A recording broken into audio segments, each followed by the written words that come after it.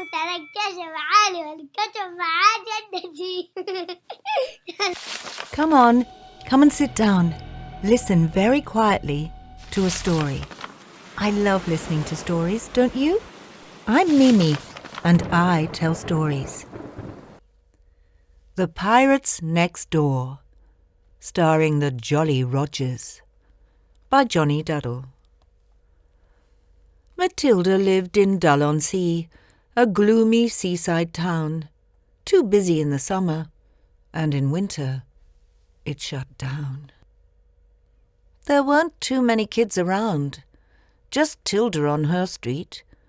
The lawns were mowed, the cars were washed, the hedges trimmed and neat. The house next door had been for sale since Tilda was a baby.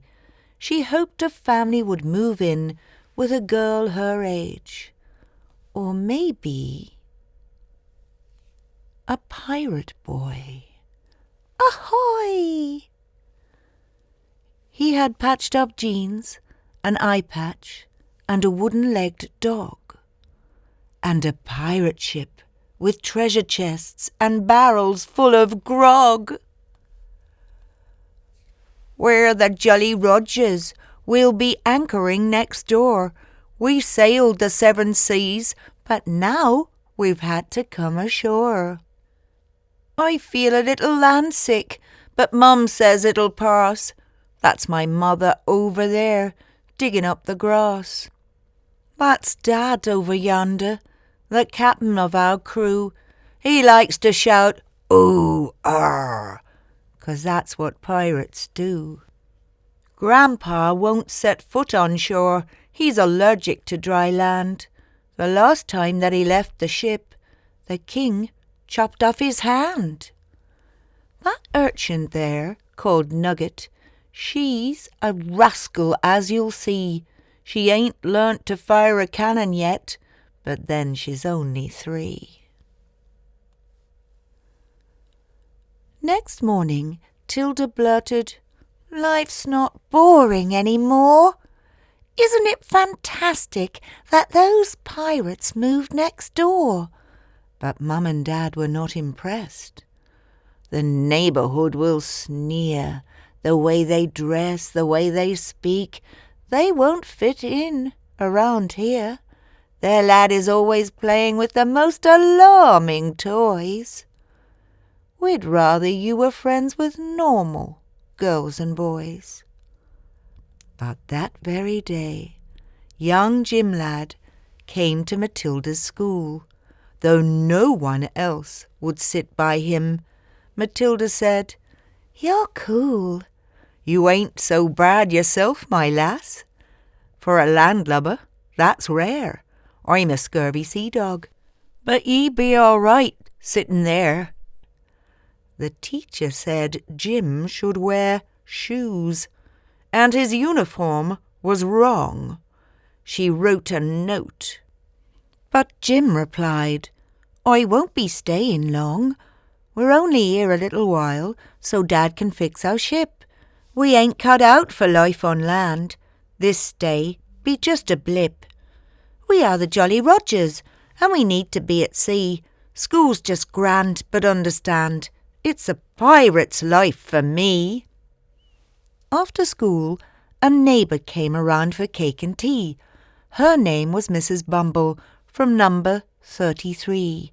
Shh! Purr. Miss Pinky called the council to see what they could do. She didn't live through 2 world wars to have pirates spoil her view. "Ain't it disgraceful on such a lovely street? You'd think that they would try to keep their garden looking neat." "They have to go," said Miss Devine, who lived at number 89. "Their teeth are black. Their nails are too. This dirtiness just will not do. They never wash, their kids have lice. They really don't smell very nice." "You smell okay." Thanks." "They wear old clothes and smelly hats, and I'm told their ships are full of rats." Ugh. Also cross was Mr. Shaw, the grumpy man at 34. He liked to read the paper on his sunlit patio, but the pirate ship blocked out the light, so he said, "Oh, they'll have to go. I'd like some peace and quiet, but they're fixing up that boat, hammering all day and night. That thing will never float." The two Miss Yateses at 88 told everyone who passed their gate, "We saw them grab the postman. They made him walk the plank. It's lucky he can swim, but we're afraid his post-bag sank." "They scared the ducks," said Mrs. Snooks, "and terrorized the park. They boarded people's rowboats and fired cannons for a lark." "That's my boy. Ooh, ah, quack, quack." Driving home from bingo, Mrs. Plum got quite a fright. They were digging up the roundabout in the middle of the night. "They have cutlasses," said Mr. Brown, "and love to run you through. They'll steal your gold, or so I'm told. What are we all to do?" Mrs. Bevan from 87 marched down to the town hall. She'd collected a petition, 50 signatures in all. Less pirates, more nice people. They're digging holes and fighting fights, the beginning of the end. I've lived here for years and years, and so have all my friends. Before you know it, there'll be more. We'll all have pirates lodged next door. The Jolley-Rogers cannot stay. You must make them go away. Boom. That night there was a tapping at Matilda's window pane. Outside was Jim. He whispered, "I've got something to explain. Whenever we stop somewhere new, the neighbours are unkind. To show them pirates aren't so bad, we leave some things behind. Shh." Now the black hole's ship-shape. It's time we sailed away, and I'll be sad to leave as I have so enjoyed our stay. But we pirates need adventure to see lands across the ocean. We need cutlasses and treasure maps and lots of suntan lotion. Though our visit here just has to end, I hope that you'll still be my friend. If you want, we can send notes. Use something handy, a thing that floats. Matilda woke next morning, puzzled by what Jim had said. She vowed she'd keep in touch with him as she struggled out of bed. She opened up her curtains as she stretched and had a yawn, and there, to her amazement, was a cross on every lawn.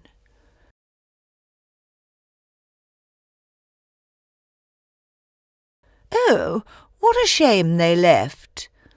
"I didn't say goodbye. They were such a lovely family. I think I'm going to cry. Quack. I'm such a pirate fan, you know. They wore such pretty hats.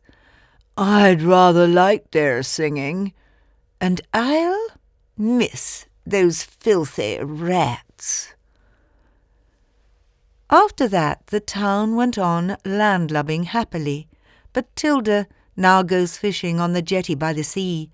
She's waiting for a message to wash up on the shore from her very special pirate friend, the one who lived next door. So, now it's the school holidays. You can come aboard our ship. We'll pick you up next Tuesday for a special pirate trip. Jim Ladd. Kiss, kiss, kiss. Dull-on-Sea. Population 2,222. Average age 67.